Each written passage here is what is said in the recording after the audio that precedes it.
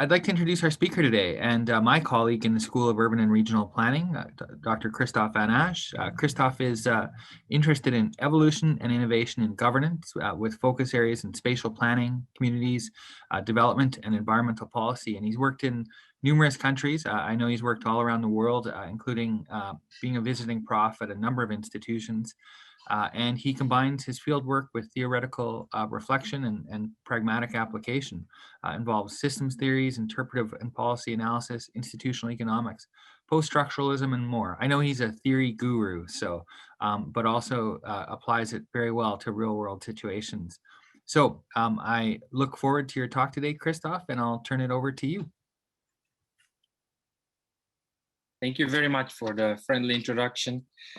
And yeah, I would like to say that I really am not presenting you. I'm not going to present you with a magic bullet or a recipe that will work in every place, but I will present some reflections that could also have application and reflections based on, as Bob said, not only theoretical work, but a lot of empirical work as well in different places in Canada and abroad. Now, the presentation, this story is about shocks, communities that are going through very problematic period, shock of whatever sort. And I would like to start with making a distinction between a few different pathways or a few different categories of response to a shock. One is the worst one, falling apart. The community can, in some cases, not survive a shock. You know, there's limits to adaptivity and resilience for each and every community.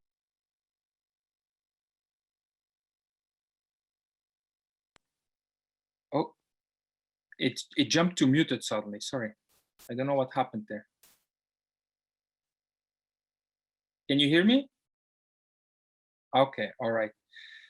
So one possibility is indeed, you know, the worst one, that it falls apart.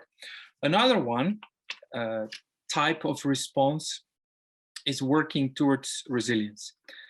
And I do not want to spend all the time talking about that. I do not want to spend the time attacking that. I think it's a very valuable perspective and also a very important type of response to a shock, but it's not the only one. We can understand resilience in many different ways, but the common denominator is some form of shock absorbent quality or return to the past in some form. Also for the resilience theorists, that is not a complete return to the past, but it is some kind of essential features, processes, mechanisms that have to be preserved so the community can withstand a shock. That is very legitimate and very possible under many conditions, but not under all conditions, and it's not always desirable too, we would say. So another version, another type of response would be adaptation, and at a larger scale, we can use the word transition. Usually when we use the word transitions, it's not about one community, but about a region or a country or even an economy or a sector in the economy and so forth, where the point is really to adapt. The focus is not on the preservation of some kind of essential features, but on the adaptation. Another one, and this is also something that I'm quite interested in here, and it's not better than the others, again, that's not the point, but it's one type of response that can also work and can be desirable under certain conditions, is that what we call reinvention, where the community becomes something very different, transforms itself, and we would argue, if that happens, it's better to try to steer the process. It is not easy, doesn't always work, but it is really desirable to have a strategy. And we will come back to that word and the idea of strategy in a minute. So those are the initial distinctions that I wanted to present to you. Shock, different categories of responses, resilience, falling apart, adaptation, transition, and reinvention. Now, for a reinvention, what do we need? Well, also there's no general recipe or a formula, but there are a few things I believe that can be distinguished or highlighted. One would be cultivating reflexivity and critical thinking in the community. Now, there's limits to that as well. I know, we know, but still it is an important undertaking if we want to embark on a path of radical change or reinvention.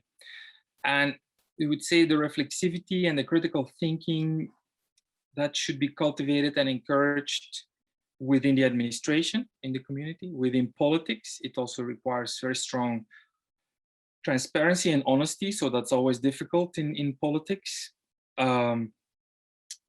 But also with the citizens themselves, so some form of participatory process, would be necessary, and with the advisors, and those can be consultants or academics or people from an NGO as well, can come from different sides. Self-reflection is important for critical thinking, opening up avenues for critical debate where new things can come out. But it's also important to question and to understand our own assumptions, again, with all the players within the communities. Part of that process of reflexivity, I would argue, is, besides thinking about and uncovering the assumptions of our thinking, what is this community, where should it go, what is important, is also trying to trace and question boundaries of concepts that we use, like what is the urban, what is the rural? Do we need those ideas of urban and rural to solve this problem? Are they hindering us to reinvent ourselves? Also the boundaries of methods and disciplines.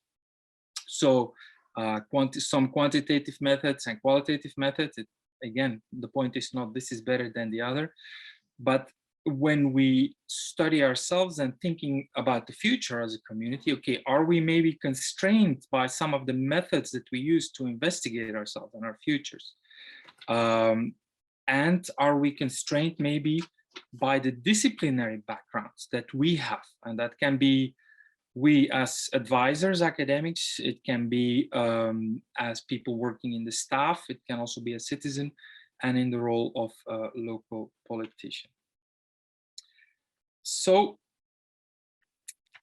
if that happens, then we argue, it is easier to learn from the past. It's easier to learn what can be changed in the community more easily enough. It's also easier then to see what is sensitive and core and essential in terms of the identity of the community. So what are people willing to question? What are people willing to transform? What kind of arguments there can play a role in that process of self-transformation? We're still talking about reinvention here. It also can enable us to learn better from other places where copy-paste solutions are never possible. And certainly in a case of reinvention where the politics will be very prickly, copy-paste cannot work at all, I would argue. Nevertheless, it is very well possible to learn from other places. So in our view, and this partly comes out of research in Western Canada too, but also in Newfoundland, for example, there is such a thing as a matrix of reinvention paths. So it is never possible to just go anywhere in any directions, but there's always more than one possibility or option for a reinvention path of the community. And that depends on, and this is of course a very general systems theoretical statement, it depends on the system and the environment. It depends on the features of the community itself, the steering system or the governance system of the community, and it depends on the economic, political, material environment of that community. The better, the stronger the self-analysis is, the better the observation of that environment will be, and the more chance that the community will come up with a realistic path for self-transformation or for reinvention. Now, and here we come back to the concept of strategy. If reinvention is the chosen path, then a strategy is essential. This cannot be a matter of a single initiative. It cannot be a matter of one policy domain, of one plan even. This has to be a coordinated effort where a strategy will have to be produced. Now, in our view, strategy is several things at the same time, or it has to be several things if it wants to work. One, it has to be a collection of other institutions, rules, policies, plans, laws that it can coordinate in moving the community towards a particular future. Two, it has to be an institution itself. It has to serve as something, as one thing that can coordinate the action in governance and in the community. Third, and this is often forgotten, I believe, it's a story. It's a story that has to be persuasive for the community itself. If it is produced by outsiders entirely, or internally by a clique that is disconnected from the rest of the community, technical or otherwise, then it will not work. So I'm not a guru of participation and saying that radical participation, is the best governance system in every case, but I am arguing that if community reinvention is the path that they want to embark upon, then really quite radical participation is essential, because this is a painful process. And if the narrative that is constructed, the vision that is constructed is not persuasive for the community, then it will fall apart at the first opportunity. And of course, we see that also in many cases, many places that try to reinvent themselves 3-4 times, but where it just doesn't work. So it is difficult, of course, because the identity of the place is called into question.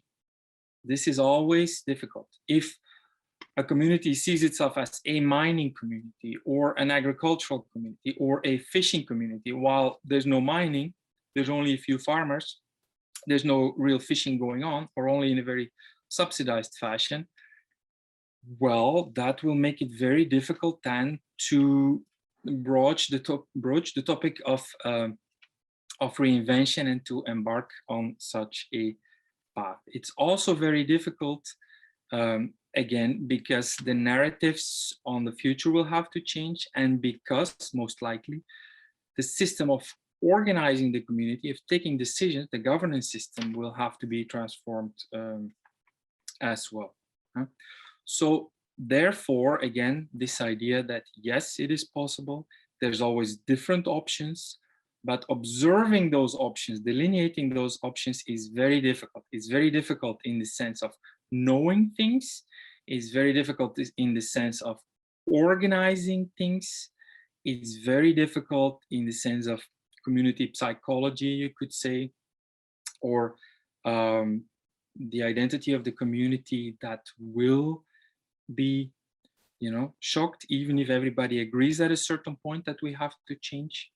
And politics, for politicians, this is a very tricky, very risky affair.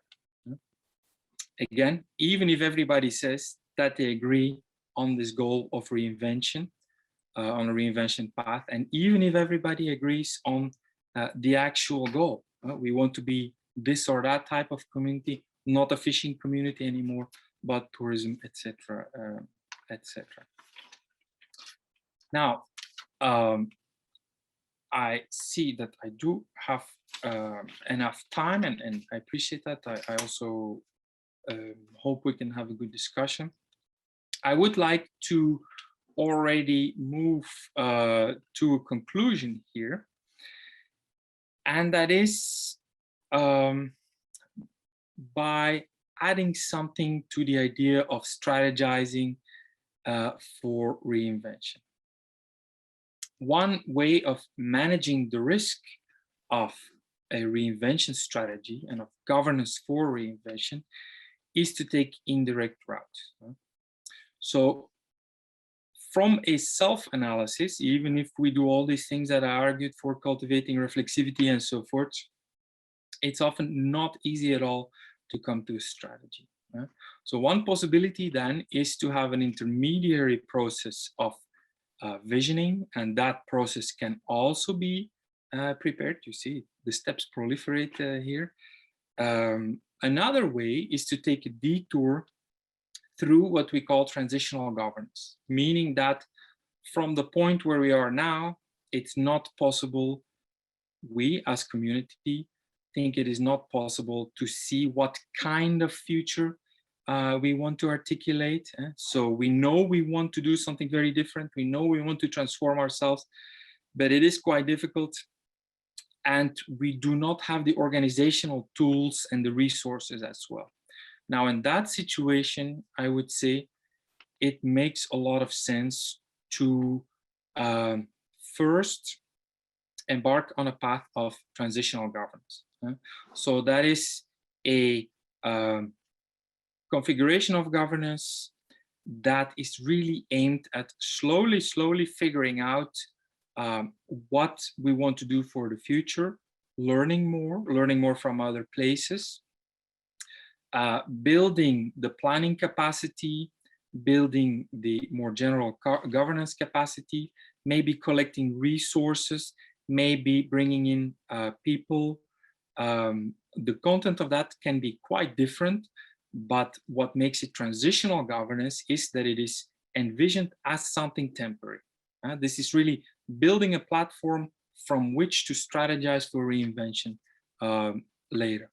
This is something that we noticed, for example, in Newfoundland, where it is very clear that very small communities that are also municipalities, even with the best intentions, just are not able to envision and organize really alternative futures. And so the transitional governance there is really building new forms of collaborative governance between municipalities, possibly a new platform of regional governance.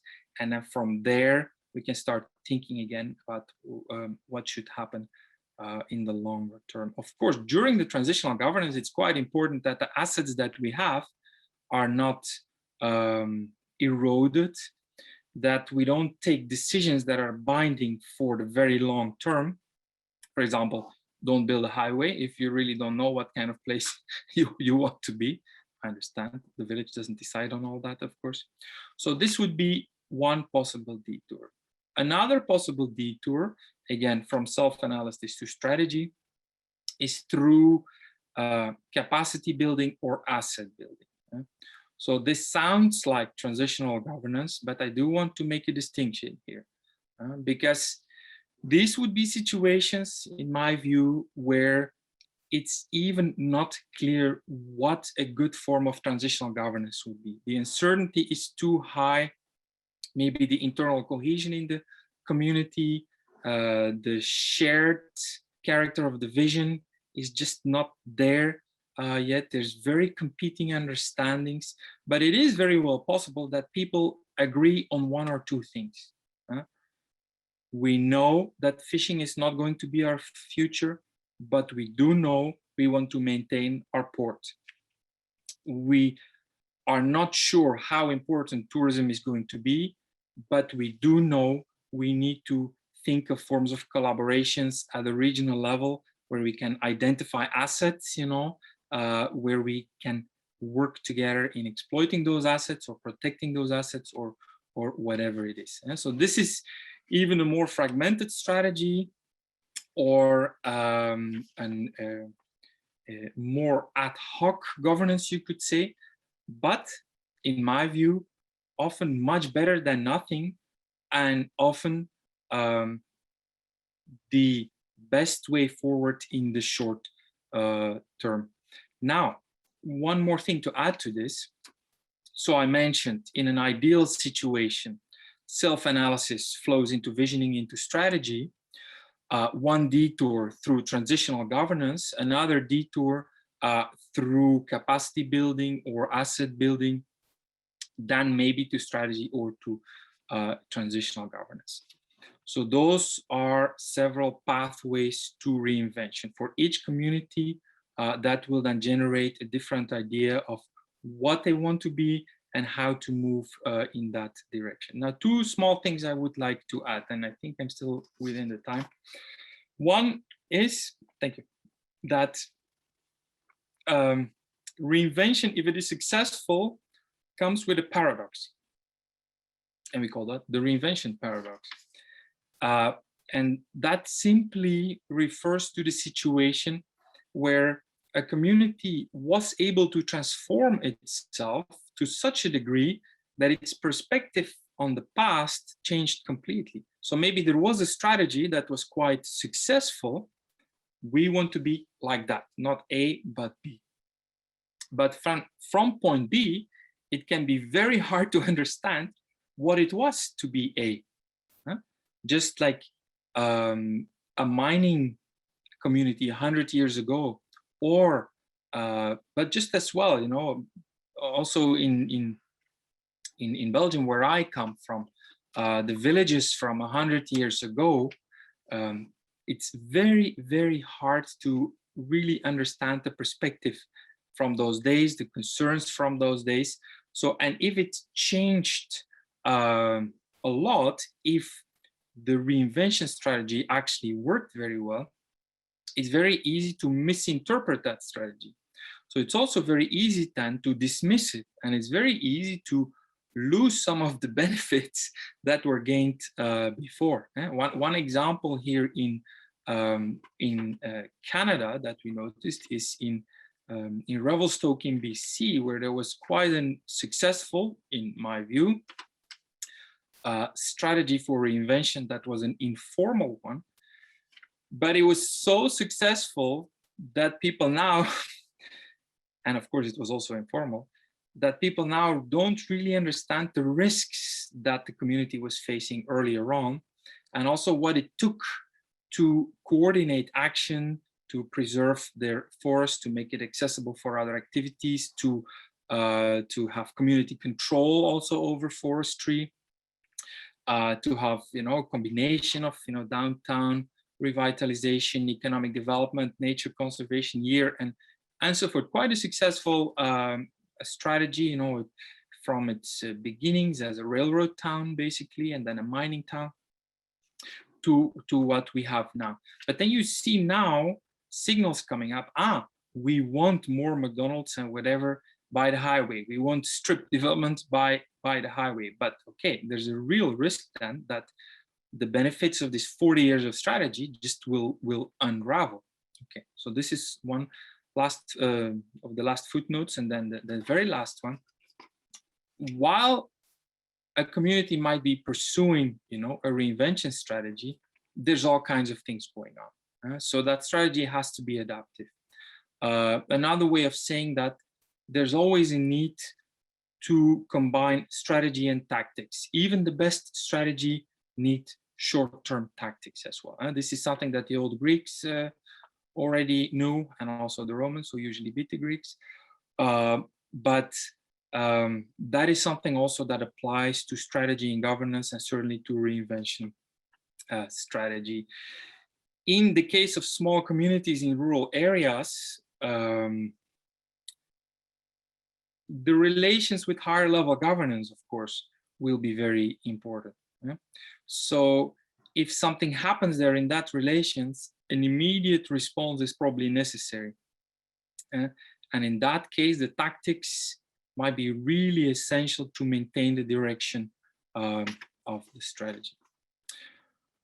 So This is my perspective, or our perspective. I didn't do it all alone, of course, on community reinvention. I would just like to end with highlighting some of the key points. One being that reinvention is an option in many cases, and an option for community transformation, for sustainability, to use the terms of the lecture series, an option that is often forgotten.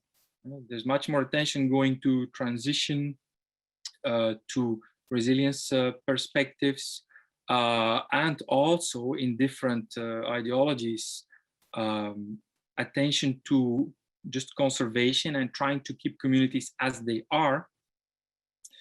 I would say it's not a good thing to forget, as communities and as academics, it's not a good thing to forget that option of radical self-transformation or reinvention.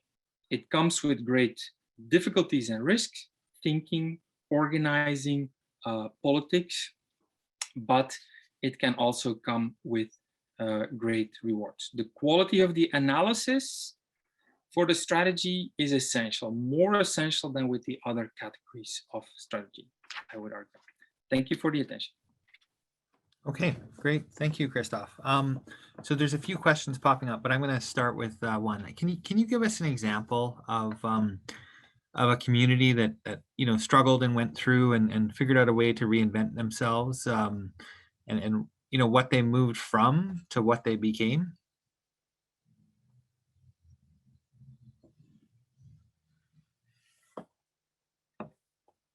Oh, yes.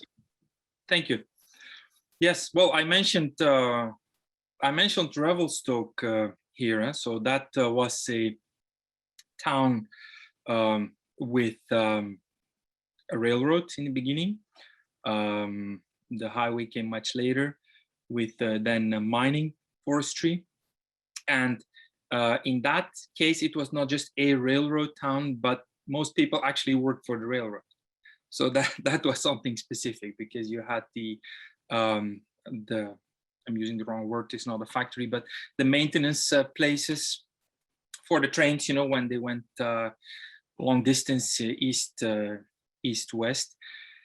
And there they transformed themselves into a community with still a tradition of resource extraction, but also resource use, adding value. So it's not just forestry, it's community forestry, and also they own and control the mill.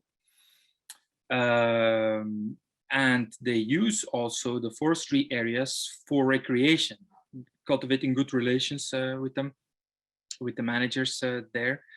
And tourism, of course, is very important, but they really try to diversify that. They lobbied for 30 years to get a ski resort there. In the meantime, they protected, revitalized their downtown, so that downtown could be the base for the ski tourism higher up in the mountains. Like, in many cases, the pieces do not fit together so nicely. I understand that. Another caveat of this example is that tourism is not the answer to every rural reinvention, of course. That it is highlighted in the literature, but that's not the answer to all situations. Just as organic agriculture or small scale agriculture or distance working and distance learning is not the silver bullet for rural development in each and every case, but it is definitely possible. Still in BC, but too much in the tourist sphere, I think, is Nelson, which attracted first draft dodgers from the US in the 70s, but they also were aware of the potential of their downtown. The downtown of Nelson is huge compared to the overall size of the population, and this is because a huge mining boom around 1900.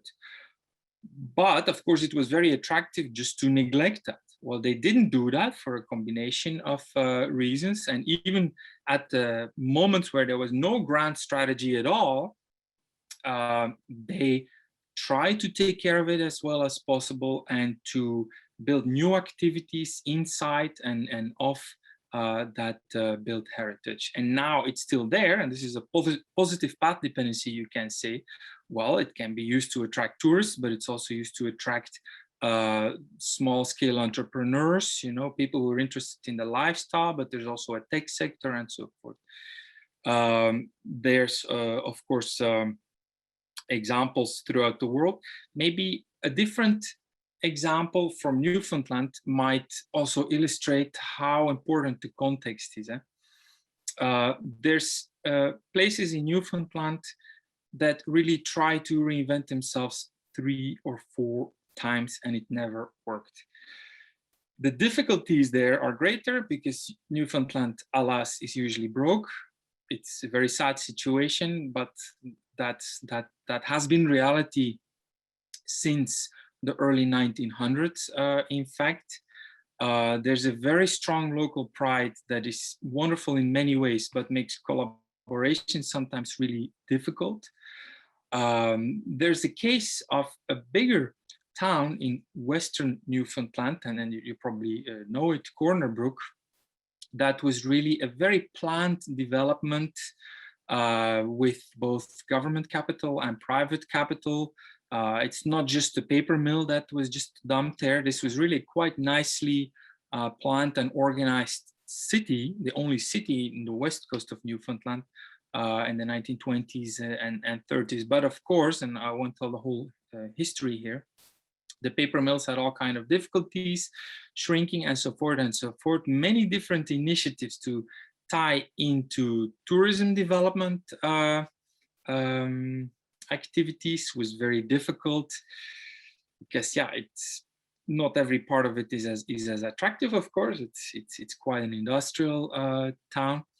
Now, what did make a difference, what seems to make a real difference now, is a really serious investment in higher education and in the spin-offs of higher education. And there I do see a similarity, and every example I give, we can discuss, and there can be many interpretations of them. There I do see a similarity also with Prince George in BC, where the establishment of a university, and this is the result of local lobbying. The UNBC is really a result of a local strategy to bring in a university that then would stabilize the economy, bring in other activities as well, and that would enable them in the long term to play more convincingly the role of a regional service center that then would also be attractive enough as a residential center, and that seems to work quite well there. So these cases, let's talk now just one more second about Prince George. There is a strategy, even if there were not 2 or 3 people sitting around the table at one point. It came together, partial strategies, more coordinated at some point. And if people notice that it's working, okay, then it's also easier to maintain that. So those are a few Canadian examples I can come up with now, and I understand each of these can be interpreted in different ways. I understand, I agree with that.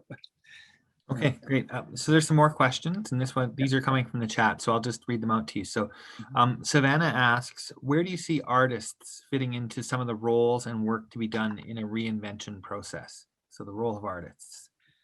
I think that is a wonderful question, and I really mean that, because I think artists are often ignored, and art is often ignored in processes like that. When artists are brought in, it's often as part of a branding operation or of decoration, public art, that is then a process of beautification, let's say. But I think that artists and art in general can play many different roles. And I would say that something essential there, again, this is my view, something essential there is that art can really make people look differently, think differently, and shake up their interpretation of themselves, of their environment, of their town, of its history. And then after some shaking up there's possibilities to rethink the future as well. This is in many cases a friendly process, you know, a little nudge here and there. Look, you know, is this the only way to understand yourself? In some cases, it's a bit more shocking, but I would say that can also have a place. Of course, if the art is so abstract that nobody has an idea what it is about, okay, then it cannot play much role in public discourse and in this process of reinvention. Another role could be in bringing people together and even working through conflicts and through different interpretations, again, of the community and of the past. I know this might sound as a little bit too hippie, but I really like the idea. In some cases, it can work very well, of community theater. And I've seen also examples, usually smaller communities, I admit, and of course you cannot force people to do that. But I've seen cases where that actually worked very well, where people came together, you know, the butcher plays a role, the baker plays a role, the local accountant plays a role, people from different political persuasions and parties even, and in some cases playing something or performing a play that was written by someone else, in other cases even working towards something, and as a way of, again, reinterpreting the past and reinterpreting the community and even working through some of the differences and conflicts that might be there. Again, I know it doesn't always work, but I think it cannot be dismissed. Yeah. Okay. So I'm going to combine a couple of questions, one from Neelakshi and one from Shannon here, and because they both relate to transformational governance or transformation governance. So Neelakshi asks, you know, could you elaborate on this process of transformational governance and highlight some key aspects of this? And then Shannon asks, you know, when a community is not ready to reinvent itself, there's a model for transitional governance. Is this different during a crisis? So two things. Can you just highlight a little more about the process? And then, you know, when there's a real time of urgency, and I'm thinking of something like the mill shut down last week. When there's urgency, how does that play out differently, or what can happen then? Well, I would say that when there is an urgency, that usually indicates that a community was not prepared to think of itself in a different way, that a community was not thinking about alternative futures anyway. And so that's what creates the urgency. If people knew that the mill would close at some point and they were working on something else already, then it would not be an urgency. That's one thing. Then, second thing, yes, when there is an urgency, I would say it usually doesn't make sense to pretend to have a perfect strategy for community reinvention or community transformation. Then it is probably better really to, I don't know if that is a correct English expression, to, you know, save the ship first, you know, preserve the assets, keep the, try to keep human resources on board. That's another thing. Try to maintain the implementation of whatever policies there are also. Try to communicate no panic, and try to combine tactics and strategy. And strategy there would be, first, try to work on a form of transitional governance. Do we know how much resources we're going to miss out? Think of our university. Okay, 30% cut, 40%. Next week it's 40%. Well, of course, it's not possible really to come up with the best strategy towards the new university if you know the signals are like that and are coming so fast. So indeed, urgency. But I would also say within a community and within the set of organizations that is the governance system, and that includes some anyway, within the system, there's also something like expertise, and there's something like institutional memory, And there's also the possibility, of course, that some scenarios are ready. So I would say, first of all, it's important to avoid a situation where something is a complete surprise, and where there's just no response, and we completely have to come up with something on the spot, because that kind of improvisation, and Mr. Trump was very proud of that, but of course it is extremely risky and makes long-term strategy very difficult. You can send one tweet if you're in a certain position, and that can make a relation that has been built up for decades just, useless. Then regarding the procedure for reinvention, well, there I was trying to say that there is no standard procedure for that there's a number of conditions that can be improved, that can be cultivated, like things like cultivating reflexivity. Another one would be cultivating a diversity of perspectives within the community and within the governance system. This is not a trivial thing, I believe, because many communities do not do that. For example, under the rhetoric of efficiency and new public management, and so forth, they say, we don't need an ecologist, working for our city, or we don't need a hydrologist. We don't even need a planner. That can be a consultant who comes in, once every so many times. Now, I would say, as long, of course, as a community can afford to maintain really diversity in expertise, they should do it. That enhances the capacity to adapt, that improves the chances that they will come up with a reinvention strategy that will work.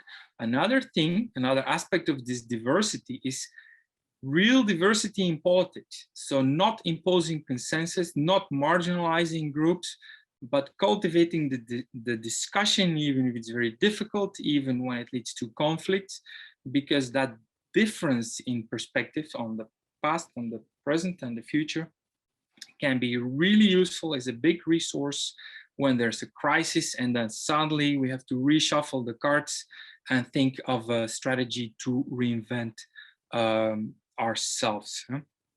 I also mentioned already the continuous questioning of assumptions. That is really quite important. Part of that is questioning of the identity. That's a very difficult balance. I would say it's, of course, it has many, many benefits to say, okay, we're going to build on an existing identity, and that can create stability and value for the long term. Also, it creates a cohesive community and so forth. Yes, that is possible under certain circumstances. But it's also possible that really building on a rigid identity and organizing everything around it and doing storytelling and politics around that, it's also possible that that makes it very hard to adapt and makes it very hard then to reinvent oneself when it's necessary. If everybody is telling each other that we're a mining community, even if the mines closed 40 years ago, then okay, that can be community pride, and we have to respect that, but you just know that is going to make any reinvention very difficult. So you need some kind of a flexibility in the system. Even if we're very proud of our current identity, we need, you could say, redundancies and flexibility in the governance system to allow for reinvention later on.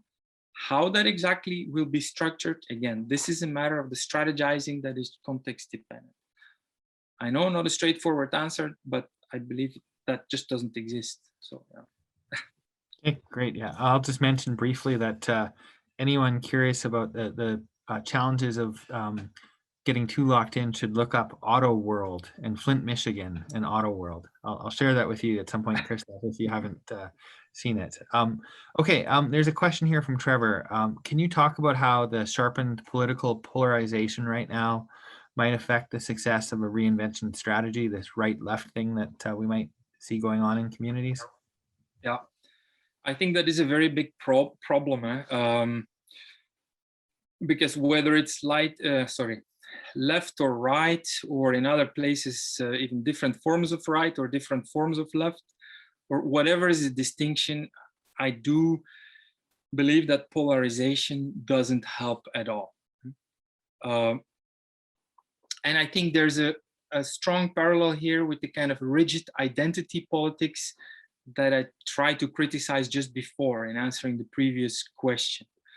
So if a community says, I'm like this, and it has to stay like that, and future value creation, economic development has to come from that identity, well, then you have to be really, really certain or very convinced that this is stable, that is going to fit the context later on too.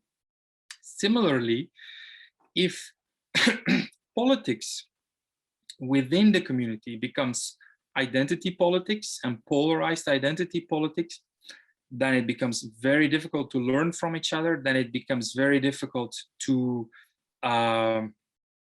produce new insights in discussion. Then it becomes very difficult to come up with any vision that is shared and that is seen as legitimate within the community. Then there's a very good chance that you will have political shifts back and forth. And then if a strategy is developed under one, I was going to say regime, but that's not the right word for a local government, and under one local government, it will be thrown out. And this creates very deep problems. It's not just that this strategy didn't work or that this plan didn't work. No, it creates a very deep suspicion and cynicism regarding planning in general, regarding strategizing in general. Oh, nothing works here anyway, or oh, these guys are just, whatever. I won't curse too much here.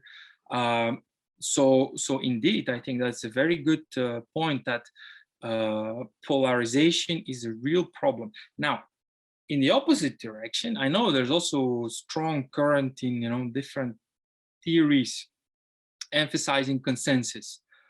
Well, that is just as problematic.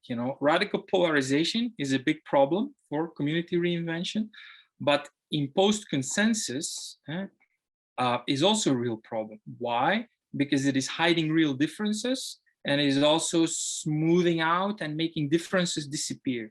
While I would really say, and this comes from my very old friend Machiavelli, among others, that I'm repeating, it's really essential to maintain differences, not just to be politically correct or whatever. No, this is really essential for the sustainability of a community. And it is really essential to keep options open and to understand those options to define and later a path towards reinvention. Otherwise, if these things become just invisible. And this was a problem. I think this is not something purely theoretical. This is a problem that you could see in Europe, in many of the welfare states that formed in the 20th century, where everybody was supposedly sitting around the table and agreeing with each other and being very nice and friendly and have a cup of coffee and a cake. But what happened in the end then is that the real differences and dissatisfaction in the community or in the country just slowly became invisible.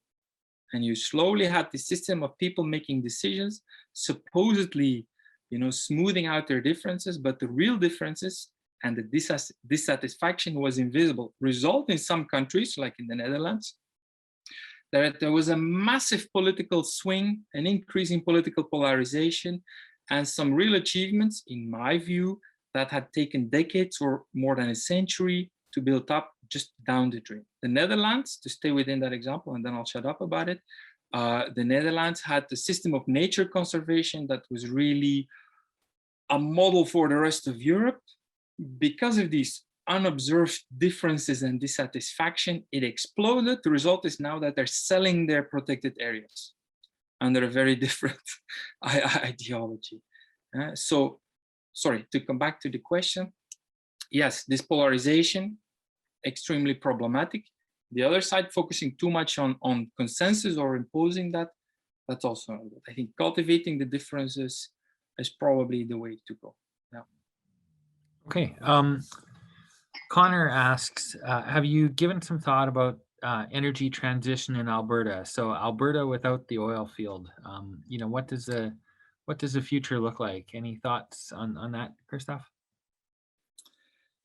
Well, I understand this is very sensitive, of course, and I also live in Alberta. I don't want to be kicked out. Another thing is that I'm not a guru, and I don't have a crystal ball, but I do have a few possible remarks that might be acceptable. One is that there's an incredible amount of expertise here that could be used for other purposes. There's many of the people that are working in the oil and gas industry or in mining in different forms.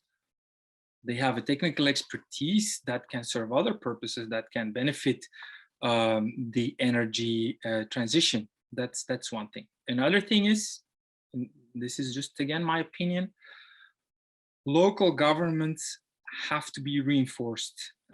Governance capacity or institutional capacity, or however you want to call it, has to be reinforced, especially in the rural areas.